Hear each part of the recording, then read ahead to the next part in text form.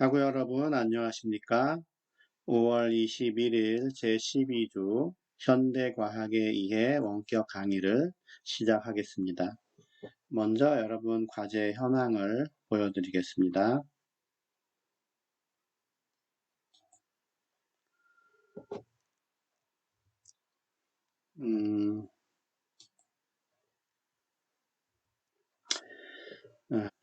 이게 방금 전에 녹화를 시작하다가 뭔가 좀 이렇게 내용이 꼬여서 다시 시작하느라고 이 엑셀 파일이 이렇게 아래부터 보여지고 있었네요.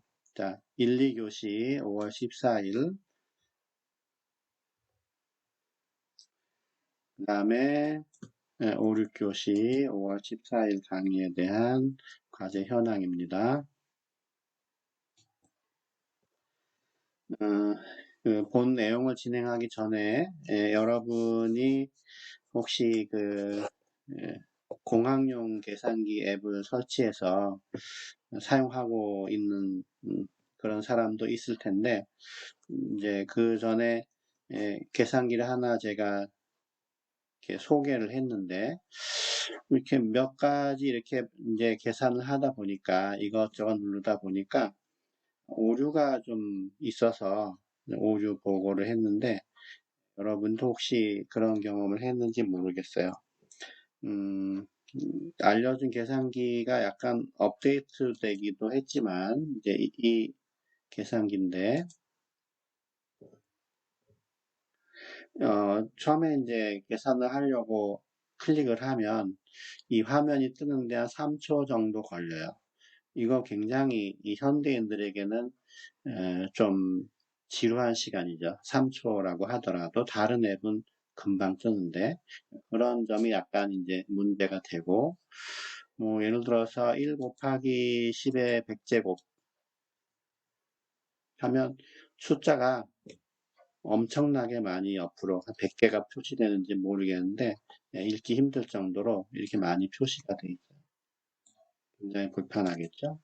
뭐 99에 뭐 99제곱 같은 거 해도 이거 다 우리가 필요하지 않은 숫자들이 너무 길게 표시가 돼서 상당히 불편합니다. 거기다가 약간의 계산에 있어서도 조금씩 오류가 있는 게 발견이 됐습니다. 그래서 여러분에게 다른 걸 하나 이제 우리가 이제 사이언티픽 캘큘레이터라고 치면 이게 다른 폰에서도 그럴지 모르겠지만 지금 두 번째 보면 하이퍼 사이언티픽 캘큘레이터라고 있어요. 이것이 이제 그 다음에 찾은 것 중에 아까 것보다 더 좋을 수도 있는 그런 계산기입니다. 얘는 그런 오류는 없이 화면에 뜨는 시간도 즉시 이렇게 떠지고 아주 잘 되고 있어요. 물론 이제 사용 방식이 약간 달라서 또 익히는데 시간이 걸릴지 모르겠지만 이것은 이제 추천하는 바입니다.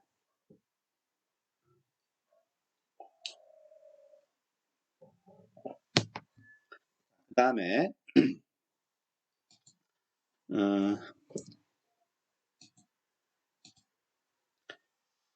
지난주 강의 내용 중에 몰롱도를 나타내는 기호가 M이고 그 몰롱도의 단위 몰 퍼 리터도 역시 M으로 표시한다.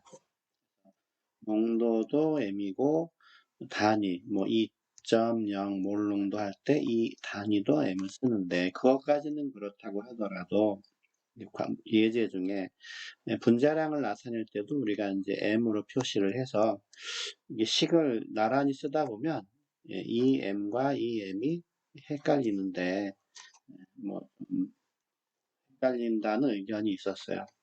그래서 이제 설명을 하기를 이 M은 분자량을 나타내는 데 쓰기도 한다 이렇게 이제 답변을 했는데 좀 더 정확한 표현은 분자량이라는 것보다는 몰 질량이에요. 몰 질량, 몰라 매스. 그래서 단위는 이제 그램 퍼 몰 이렇게 되겠죠. 몰 질량을 나타낼 때 대문자 m을 쓰는데 아마 이번 시간 아니면 다음 시간에 공부할 수 있을 텐데 물론 파워포인트에 있는 내용인데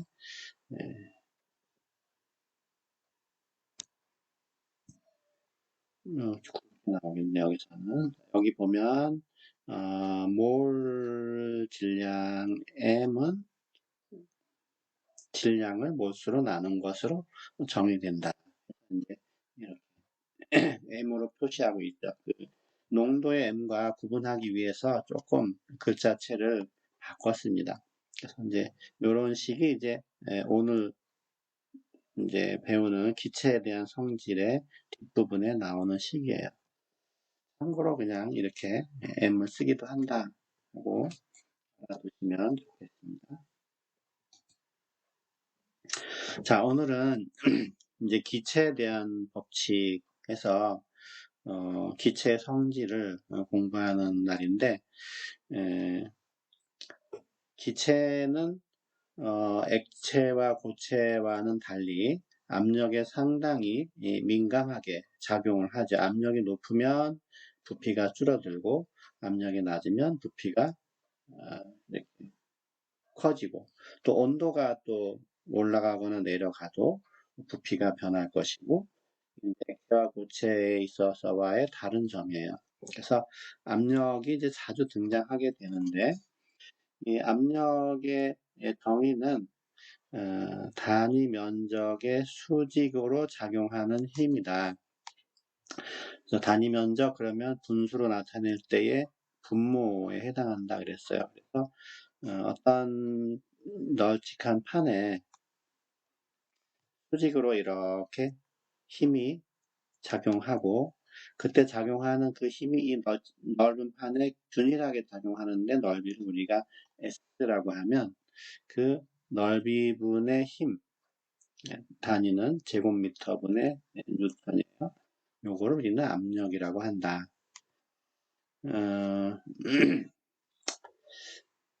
우리가 살고 있는 이 지구에는 공기가 지구 표면을 누르고 있기 때문에 우리 어깨에 공기가 누르는 힘이 있어요. 어깨 넓이에 해당하는 거에 비례해서 이제 힘이 작용을 하게 되는데 우리는 이제 워낙 이 상황에서 태어나고 자라기 때문에 못 느끼지만 실제로 공기가 누르는 힘은 상당하죠.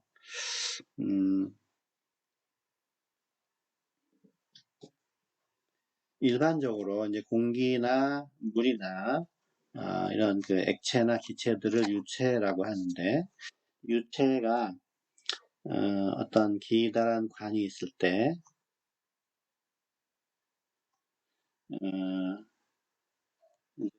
만약에 물이라고 하면 물이 이만큼 들어있을 때와 똑같은 관인데 물이 이만큼 들어있으면 이제 지구상에서 말하는 거죠. 그러면 이제 중력에 의해서 이 단면을 이제 물이 이렇게 누르는 힘을 주고 있고 이쪽에서도 똑같이 누르는 힘을 주고 있어요. 물론 그 물 말고도 이제 공기가 누르는 힘이 추가로 이제 작용을 하는데 그럴 경우에 여기에 작용하는 압력은 이 공기와 물의 합한 힘을 여기 우리가 생각을 하고 넓이를 생각할 때 넓이분의 힘 이쪽도 마찬가지겠죠. 이때 물이 이제 힘이 좀 적게 작용하는데 넓이분의 힘이 압력이에요.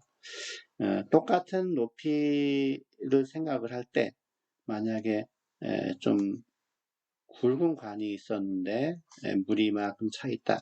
힘은 이쪽이 훨씬 더 세게 작용하겠죠. 물에 그 무게가 있을 테니까. 근데 이제 결국은 압력이라는 거는 넓이로 나눈 거기 때문에 실제로 계산을 해보면 압력이 똑같아요.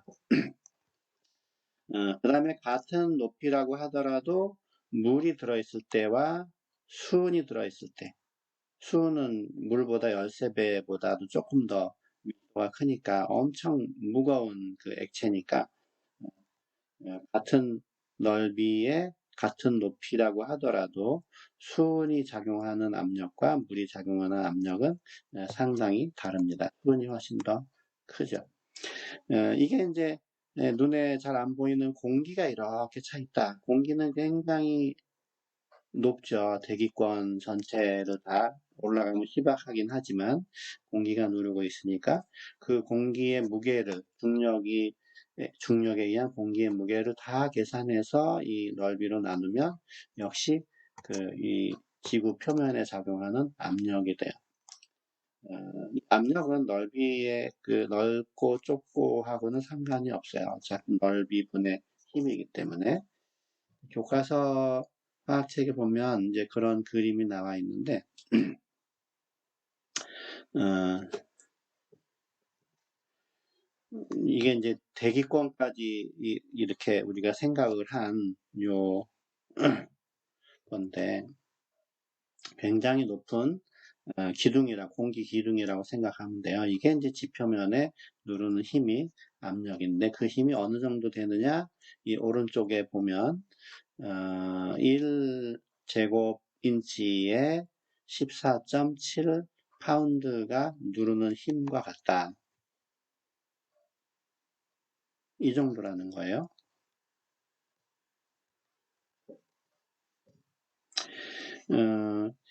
1제곱인치는 별로 안 되죠. 그렇죠? 2.54 가로 세로. 그러니까 정사각형이라고 하면 1인치가 2.54cm니까 요 정도 넓이에 14.7 파운드예요.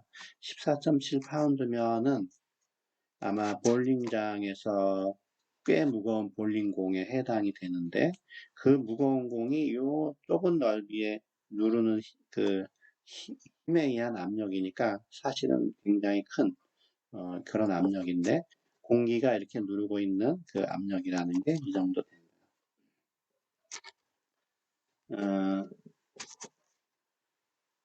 이제 이탈리아의 물리학자가 이제 대기가 누르는 압력이 얼마나 이제 되는지 수은 기둥을 가지고 측정한 게 있는데 우리가 압력을 간단히 이제 조금 유체가 나타내는 압력을 우리가 생각을 해보면 여기 이제 단면적이 S라고 하고 유체가 이제 이만큼 물이든지 수은이든지 공기든지 들어있다고 할 때 이 단면적에 작용하는 압력이 얼마인가 이 계산을 하려면 압력이라는 거는 넓이분의 힘이라 그랬어요. 근데 이 힘이라는 거는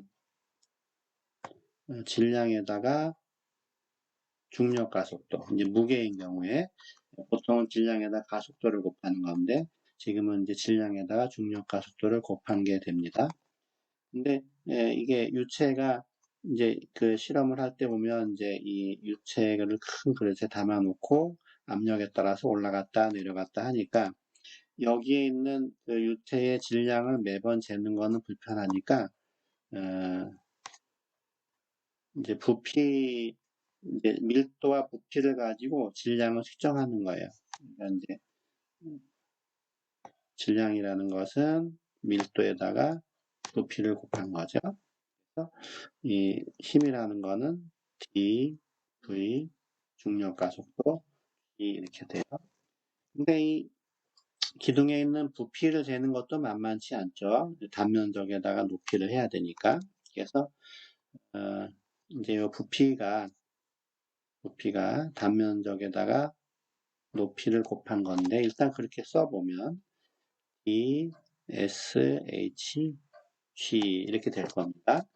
힘이라는 게 이렇게 되는 거죠. 그래서 여기다 대입을 하면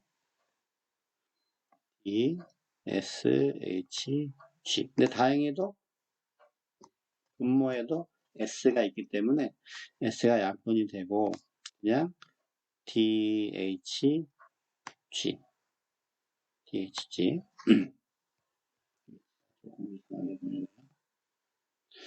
어떠한 유체가 기둥에 채워져 있을 때 그 바닥면에 작용하는 압력이라는 것은 이렇게 표시가 된다.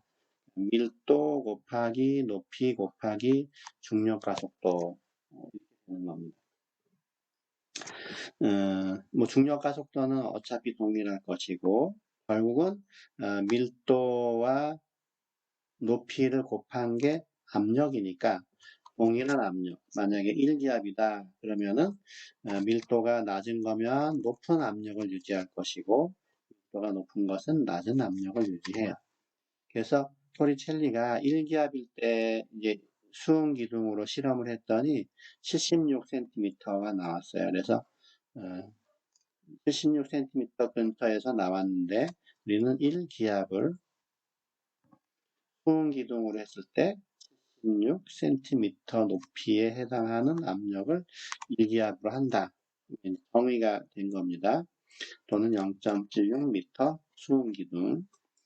그러니까 밀도 곱하기 높이, 수은이 13.6이고 높이가 76cm면 이제 단위도 썼다고 하고, 물인 경우에는 물의 밀도는 1이니까 높이를 h라고 해보면 요 76cm에 13.6배 10배 하면 7m인데 10배가 넘으니까 10m 정도 됩니다. 물에 해당하는 그 높이로 치면은 10m. 수온으로 이제 수온에 해당하는 높이라고 하면은 76cm. 공기라고 하는 그 기체라고 생각을 하면 대기권 전체의 높이만큼 해당하는 그 높이에 해당하는 공기 이렇게 되겠죠. 유체의 압력하면은 유체가 나타내는 압력은 밀도 곱하기 중력과 속도 곱하기 여러분이 외워두면 뭐 쓸 일은 별로 없겠지만 계산 문제에서 혹시라도 유용하게 쓸 수 있을 겁니다.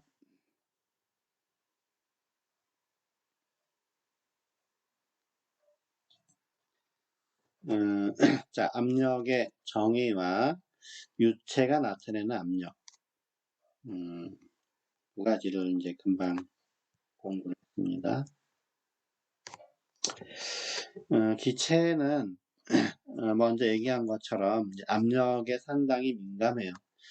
뭐 압력에만 그런 건 아니고 부피도 수시로 변하고 온도도 수시로 변하고 양은 뭐 정해 놓고 할 수도 있지만 이제 양도 이렇게 변하기 때문에 이 기체에 대한 어떤 그 대상을 설명하기 위해서는 TVPN 온도, 부피, 압력, 몰수는 이제 질량으로 바꿔도 됩니다. 이런 것들을 언급을 해야 되고, 그래야 정확하게 이제 에 대한 설명이 되는 건데, 이 온도와 압력이 이제 그때그때 막 설정이 될 거 아니에요. 뭐 몇 도, 25도, 뭐 3기압, 뭐 이런 식으로 많이 나오는데, 특별히 이 표준 온도와 압력이라 그래서 0도씨 1기압을 얘기해요. 그러니까 이제 어떤 기체에 대한 문제를 줄 때 온도 압력을 몇 도, 몇 기압 이렇게 주는 게 원칙이지만 0도씨 1기압은 특별히 그냥 STP에서 이렇게 이제 말을 하니까 STP 그러면 반드시 0도씨 1기압이다. 이렇게 이제 알아두시고요. 보통 일상생활에서는 25도씨 1기압 이런 상황이 이제 20도씨 정도 이런 게 이제 상온에서 보통의 기압인데 이 기체에 대해서는 그것보다는 0도씨 1기압을 표준으로 정했습니다. 기체의 부피와 압력 사이의 관계를 나타내는 실험을 해서 정량적인 실험을 해서 그 관계를 처음으로 이제 발표한 사람 보일이라고 해서 보일의 법칙이라고 있어요. 이 보일의 법칙은 이제 압력을 바꿔가면서 이제 쉽게 얘기하면 기다란 시험관 같은 데에 기체를 넣고 수은 기둥을 이제 이만큼 묵직한 수은 기둥을 넣으면 요 높이, 수은의 높이와 대기압을 합쳐서 이 기체 압력이 작용을 하는데 이제 부피가 이제 측정이 돼요. 수은을 더 많이 넣었을 때 압력이 커지니까 그때 이제 줄어든 부피. 이런 식으로 압력을 가하면서 부피를 쟀더니 기체 부피라는 거는 압력의 역수에 비례한다. 얘가 이제 비례란 뜻이니까 결국은 반비례란 뜻이에요. 역수의 비례니까. 비례는 비례상수를 도입해서 등호로 놓을 수가 있고 이 K는 일정한 상수니까 얘를 이쪽으로 곱하면 PV는 일정하다. 이 말은 P1, V1, 1번인 상태와 2번인 상태가 같다 하는 거예요. 보통 이제 압력과 부피 사이의 계산 문제는 이걸 많이 이용해요.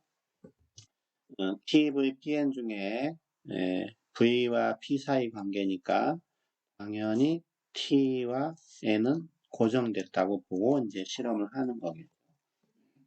같이 변하면 이제 복잡해지니까.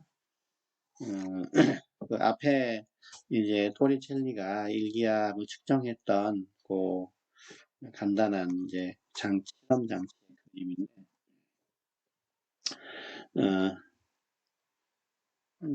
실험을 했더니 이제 공기가 누르는 이 압력에 의해서 이 유체에 힘이 전달이 되고 수은 기둥이 또 중력에 의해서 누르는 그 힘에 의해서 압력이 전달되는데 이 바닥, 요 경계면을 우리가 단면으로 생각을 하면 위에서는 수은이 누르고 아래에서 수은이 이제 이렇게 밀쳐지는데 그건 대기 압력 때문에 그런 거예요.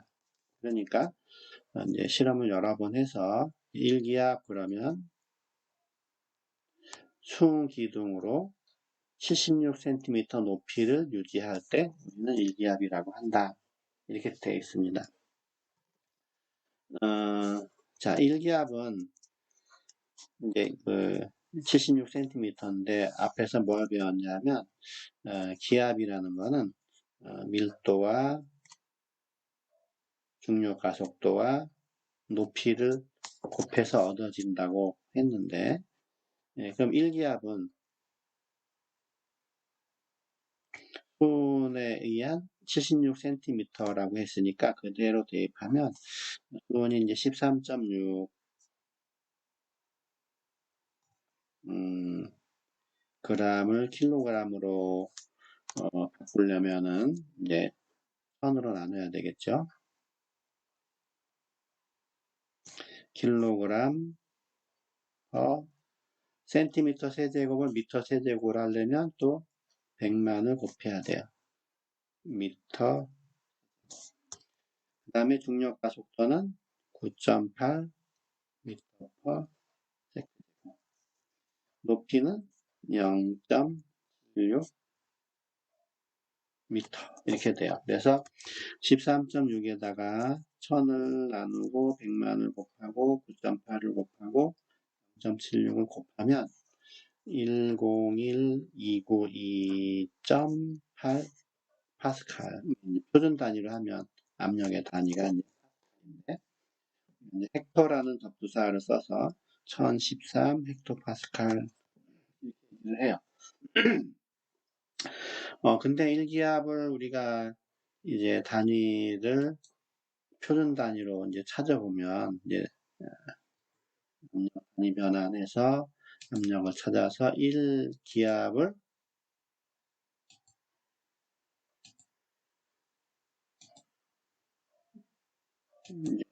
여러 단위로 이렇게 찾아보면 방금 얘기한 파스칼로 보니까 101325 파스칼이에요. 이제 모든 그 환산표들을 보면 1기압은 13, 10만 1325, 1013 헥토파스칼 이렇게 되는 거죠. 1013.25 헥토파스칼 이렇게 돼서 처음에 이제 이 계산을 이제 공식에 맞게, DGH라는 공식에 맞게 계산을 했는데, 101325가 안 나와서, 파스칼이 나와야 되는데, 왜 안 나오지 하고 이제 좀 여러 번 이제 생각을 했는데, 왜 그렇겠습니까?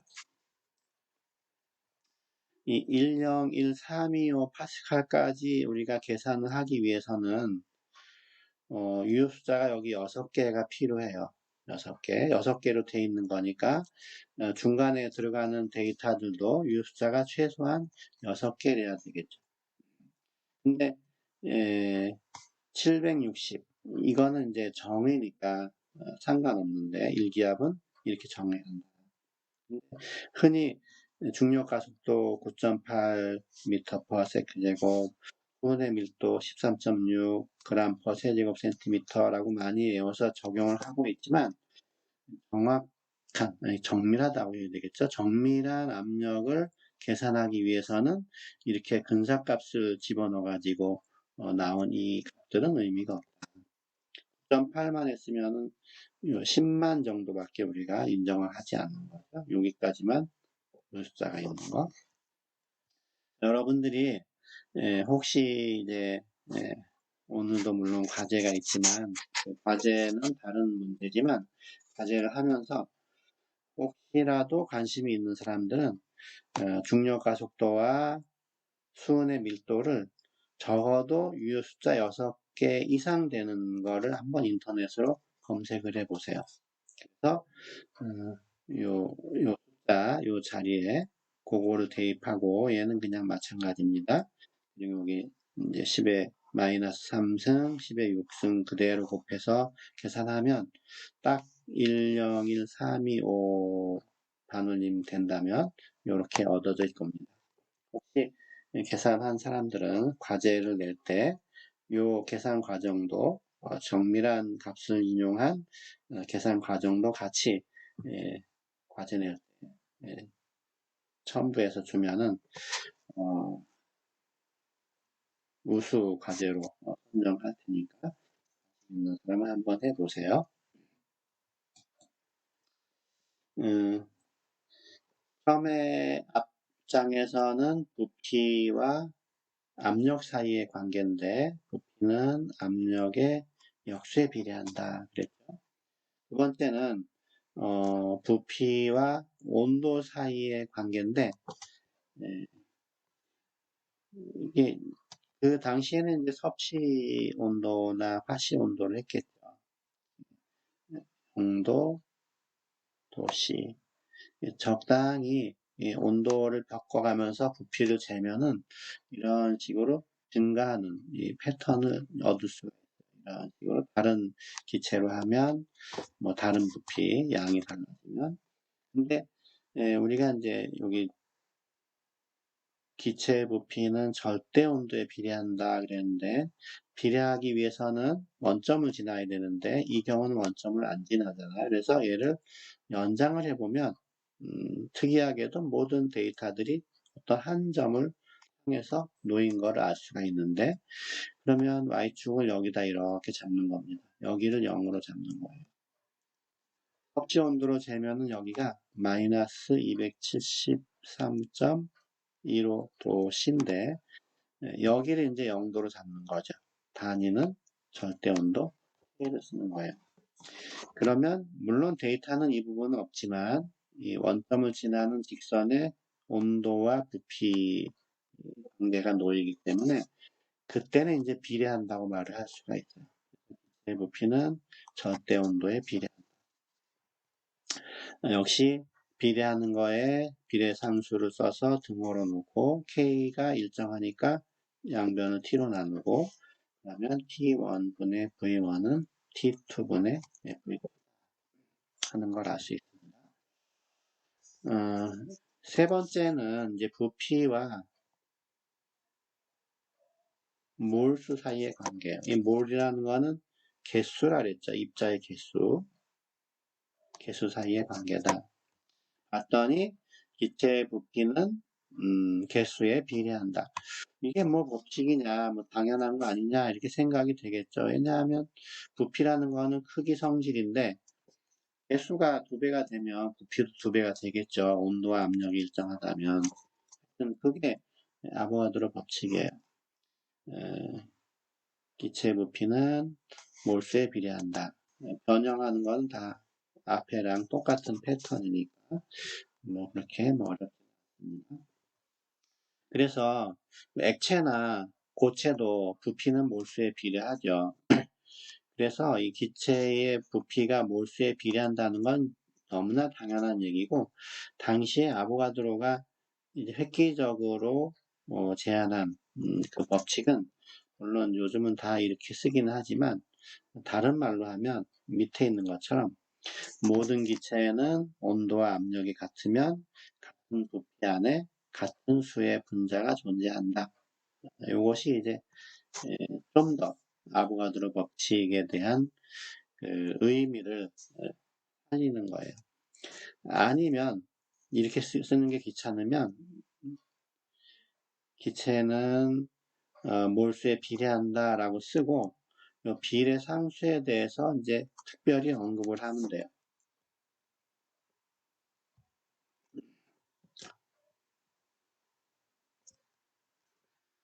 기체의 부피는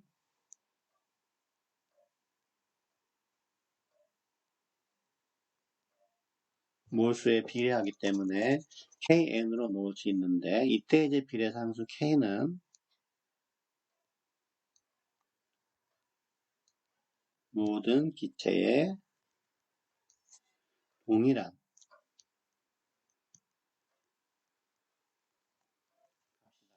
이렇게 이게 조금 획기적인 거죠, 사실은.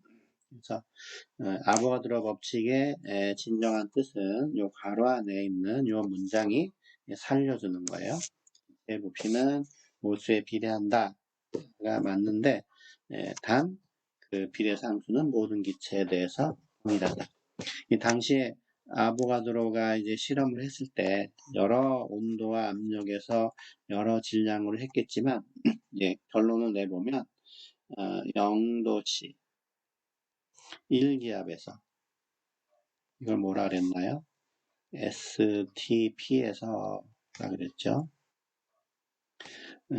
1몰을 이제 기체를 모아 보면 언제나 얘는 22.4 리터다. 이제 문제에서 많이 등장했던 숫자예요. 모든 기체는 0도씨 1기압에서 1몰의 부피는 22.4 리터다. 그러니까 이 STP에서 이 K 값은 22.4 리터 퍼 몰로 모든 기체에 대해서 동일하다 하는 거죠. 비례 상수가. 그래야 정확하게 의미가 살아나는 거예요. 지금 3개를 했는데 이제 보일의 법칙은 부피가 압력에 반비례하는 거. 파르르의 법칙은 부피가 절대 온도에 비례하는 거. 이거 매우 중요한데요. 절대 온도라는 거. 문제에서는 뭐 27도라고 주지만 반드시 절대 온도로 바꿔야 돼요. 절대 온도는 섭씨에다가 273 또는 273.15를 더한 거. 세 번째 부피는 몰수에 비례한다. 그런데 이 압력이 또 온도에 비례한다는 해본 문제 결론이 이렇게 나오는데 압력이 온도에 비례한다는 법칙을 또 발표한 사람이 있는데 책에 잘 그렇게 많이 나오지는 않는데 일반 학책을 보니까 아몬 톤스라는 사람 그리고 게이 리샤 두 사람이 이제 비슷한 시기에 발표를 했어요. 그래서 기체의 압력은 온도에 비례한다. 물론 절대 온도죠. 온도에 비례한다는 것을 아몬톤스의 법칙, 또는 게일-이삭의 법칙이다. 뭐 특별히 여기서는 더 설명을 하지는 않습니다. 그래서 이 세 개가 다 부피에 대한 이제 그 관계이기 때문에 압력과 온도와 몰수가 부피에 다 이렇게 비례하는 또는 역수에 비례하는 게 이제 밝혀졌으니까 요거를 이제 하나로 합치는 그런 작업을 해요.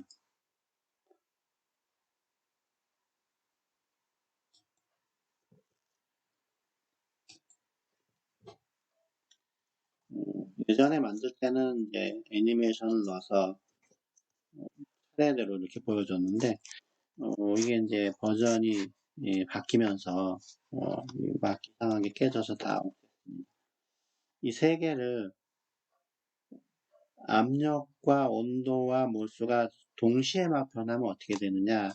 분자 분모의 위치를 유지한 채로 그대로 곱하기만 하면 돼요. 그래서 P분의 NT에 비례한다. 비례상수호를 쓰면 이제 보통 K를 쓰지만 이제 이 화학에서 R을 썼습니다. 비례상수 R을 써서 비례한다는 기호를 등호로 본 게 이제 공식이에요. 내 공식의 분수는 좀 쓰기 불편하니까 P를 왼쪽으로 아예 양변에 곱해서 왼쪽에다 표시해서 외순으로 정리하면 PV는 NRT라고 하는 모든 기체에 적용이 가능한 새로운 공식이 만들어졌는데 이거를 이상기체의 상태망정식이다 또는 이상기체 법칙이다.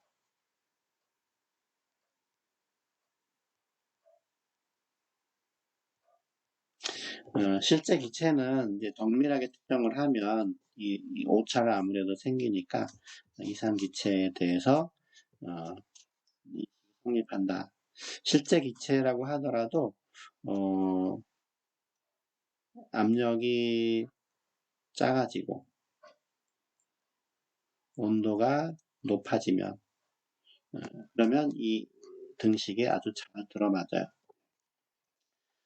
실제 기체가 이 식에 안 맞는 이유가 크게 이제 두 가지로 설명을 하는데 하나는 기체 자신의 부피, 또 하나는 분자들 사이, 입자들 사이, 분자들 사이의 상호작용, 주로 이제 인력이에요.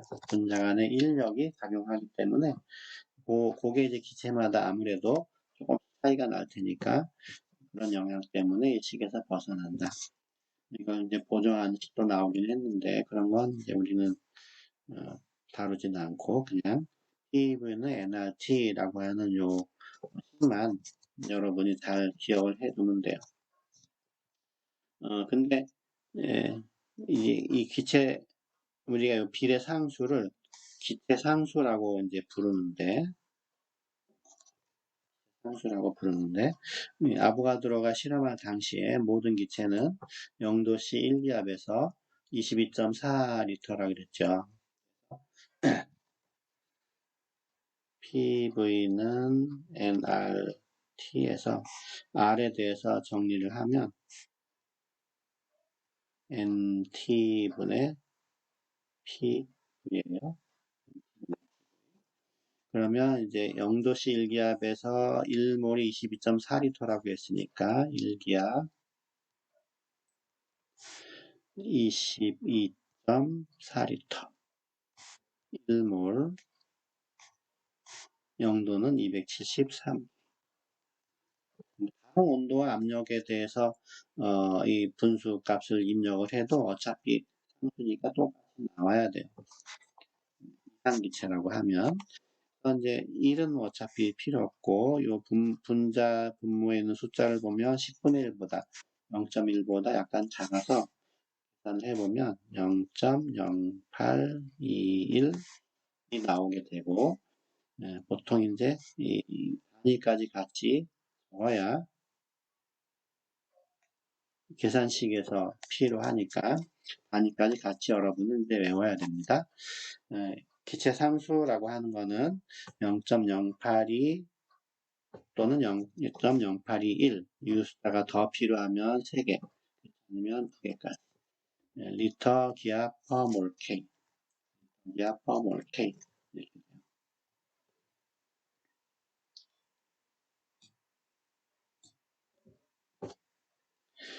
기체 상수는 0.0821 리터 기압 per mol K 얘를 이제 표준 단위로 바꾸면은 8.31 또는 8.314 줄 per mol K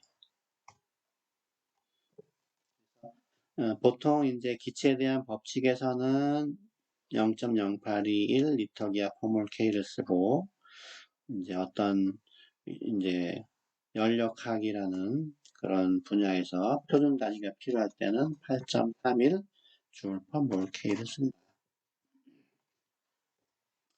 자, 간단한 그 활용 중에 이제 몰수는 안 변하고 온도와 압력만 변할 때 그때 이제 보일 법칙과 샤를의 법칙을 연결해서 보일 샤를의 법칙이라고 해서 T분의 PV는 일정하다. 왜냐하면 기체 상수가 아까 뭐였냐면 T분의 PV였죠. 뭐 N이 이제 안 변한다고 하면 이쪽으로 그냥 상수 취급을 하면 얘가 일정하니까 처음 상태를 점자1, 나중 상태를 점자2라고 하면 이렇게 공식으로 만들어져요. 그래서 예를 들어서 페트병 500ml 짜리가 있는데 이제 뚜껑을 열어놓고 온도를 올리면 일부 공기가 빠져나가면서 이제 대기압하고 똑같은 상태로 처음 상태는 따뜻한 공기가 이만한 부피와 온도로 일기압이 있는 거예요. 그 다음에 마개를 막은 다음에 이제 찬물에다가 담으면 식으면서 부피가 줄어들어야 되는데 페트병이 조금 이제 강도가 있으니까 뭐 비닐 같으면 완전히 찌그러졌겠지만 약간 찌그러지면서 부피가 조금 줄고 온도가 냉각이 되면 대신에 압력이 낮아지게 돼요. 처음 상태는 577 일기압 나중 상태는 얘는 모르는 거고 450 17도다. 나중에 압력이 얼마냐. 그래서 P2를 구하는 거예요. 그러면 이제 P2는 하고 정리를 먼저 하는 게 식에서는 P1은 원래 있었을 것이고 V1이 저 위에 있는 데다가 V2 T1은 이쪽에 있었으니까 T2 이렇게 정리를 해놓고 대입을 하면 좀 더 이제 유리한 점이 있는데 처음 압력, 처음 부피, 나중 부피, 처음 온도 77이니까 273을 더하면 350. 여기 가로줄이 나와서 안 좋네요. 나중은 273을 더하면 200.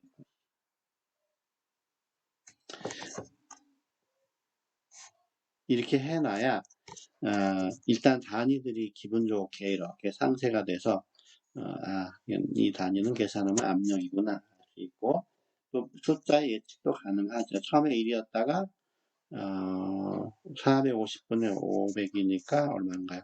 9분의 10? 9분의 10을 곱하고 여기는 35분의 29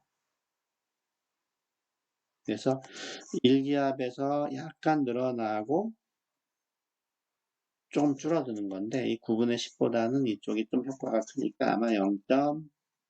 몇 기압 이렇게 나올 겁니다. 자, 이런 식으로 이제 계산을 할 수 있고 보통은 이제 보일 샤를의 법칙보다는 P분의 NRT가 이제 동시에 바뀌면서 계산을 많이 하기 때문에 PV는 아까 말한 PVNT 중에 3개를 알려주고 하나를 이제 안 알려주면 그냥 뭐 정리해서 대입한 다음에 계산하면 돼요.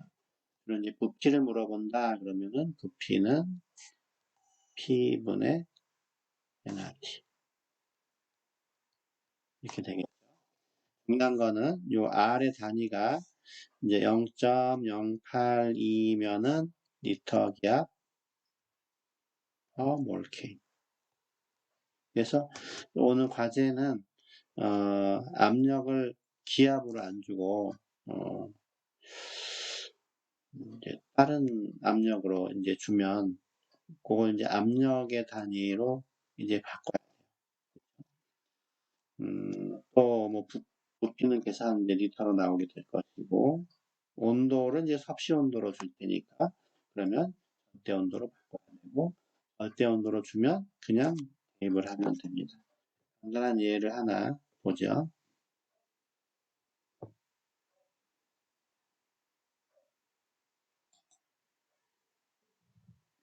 자, 뭐 영어는 뭐 별로 볼 거 없고요.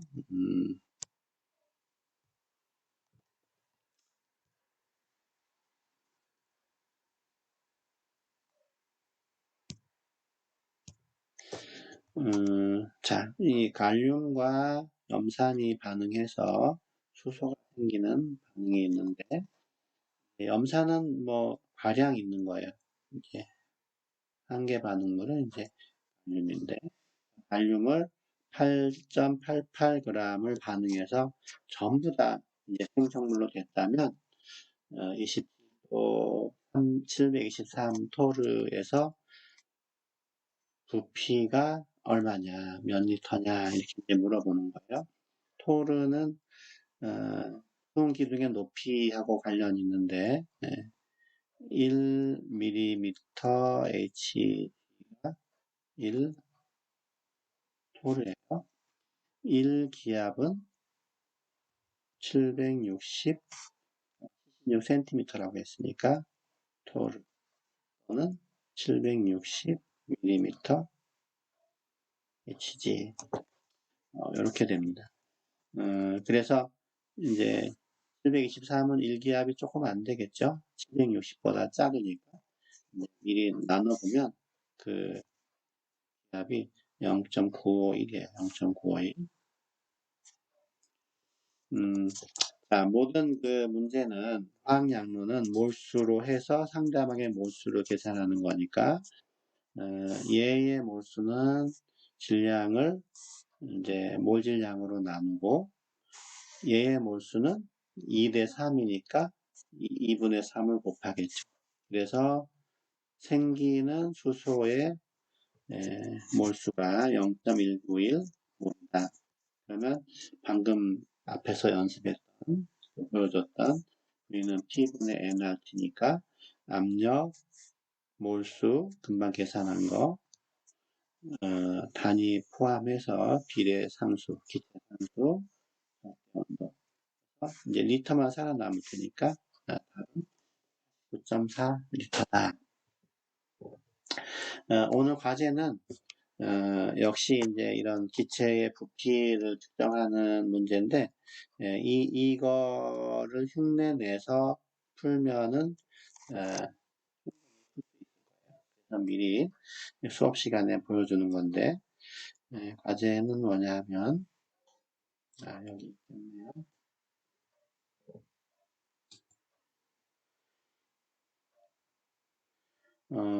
과산화바륨이 산화바륨과 산소로 분해된다. 423 절대온도 127.4 킬로파스칼 에서 129.7g의 과산화바륨이 분해될 때 산소는 얼마나 생기느냐.